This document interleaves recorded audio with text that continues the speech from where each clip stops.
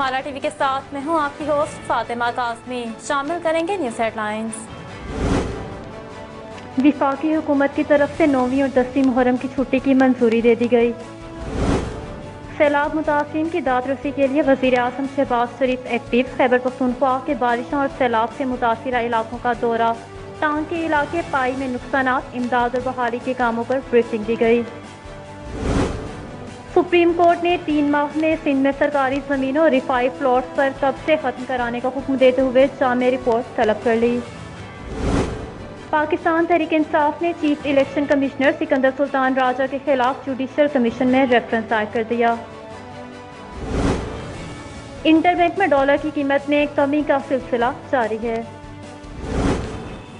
Head lines آپ نے جانی، خبروں کی تفصیل میں سب سے پہلے بات کرتے چلیں کہ وزیر اعظم شہباز شریف نے عاشورہ کے موقع پر 9ویں اور 10ویں محرم الحرام کو عام تعطیل کی منظوری دے دی ہے۔ کابینہ ڈویژن سے جاری نوٹیفکیشن کے مطابق 9ویں اور 10ویں محرم الحرام بمطابق 8 اور 9 اگست کو ملک بھر میں عام تعطیل ہوگی۔ وزیر اعظم شہباز شریف کو ٹانک میں سیلاب متاثرین کے لیے امدادی کاموں سے آگاہ کیا گیا۔ وزیر اعظم نے جاں بحق افراد کے لواحقین کے لیے امدادی رقم بڑھا کر 10 لاکھ روپے کرنے کے ساتھ سیلاب سے متاثرہ علاقوں میں امدادی اور ریلیف سرگرمیوں کو تیز کرنے کی ہدایت کی۔ اس موقع پر وزیر اعظم شہباز شریف نے کہا کہ سیلاب متاثرین کی بحالی کے لیے 24 گھنٹے کام جاری رکھا جائے۔ خیبر پختونخوا انتظامیہ کی جانب سے ریلیف کے کاموں میں خصوصی دلچسپی لینے پر وزیر اعظم نے تعریف بھی کی۔ متاثرین میں کھانا تقسیم کیا جا رہا ہے۔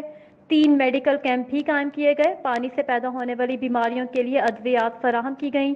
پاک فوج، ایف سی، پولیس، ریسکیو 1122 نے امدادی کاموں میں حصہ لیا۔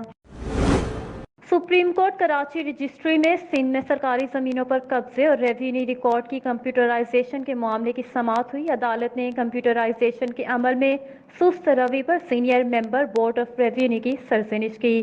ایڈوکیٹ جنرل سندھ نے بتایا کہ سرکاری زمینوں پر قبضے ختم کرانے کے لیے کارروائی جاری ہے۔ مکمل قبضے ختم کرانے کے لیے وقت درکار ہے۔ عدالت نے 3 ماہ میں سرکاری زمینوں اور رفائی پلاٹس پر قبضے ختم کرانے کا حکم دیتے ہوئے تحریری رپورٹ طلب کر لی۔ بابر اعوان کی وساطت سے دائر ریفرنس میں موقف اختیار کیا گیا کہ چیف الیکشن کمشنر جان بوجھ کر بد انتظامی کر رہے ہیں اور آئینی ذمہ داریاں احسن طریقے سے ادا نہیں کر رہے۔ پاکستان تحریک انصاف کی جانب سے دائر ریفرنس میں کہا گیا کہ ملاقات کے چند روز کے بعد ہی ممنوعہ فنڈنگ کیس کا فیصلہ سنا دیا گیا۔ جمعرات کے روز کاروبار کے آغاز پر ڈالر کی قدر میں کمی دیکھنے میں آئی اور ڈالر کی قیمت مزید 5 روپے 79 پیسے کم ہو کر 223 روپے ہو گئی۔ کاروبار کے اختتام پر انٹر بینک میں ڈالر 226.15 روپے کا ہو گیا۔ آج انٹر بینک میں ڈالر 2 روپے 64 پیسے سستا ہوا اور دوسری جانب اوپن مارکیٹ میں ڈالر کا بھاؤ 3 روپے کم ہو کر 226 روپے ہے۔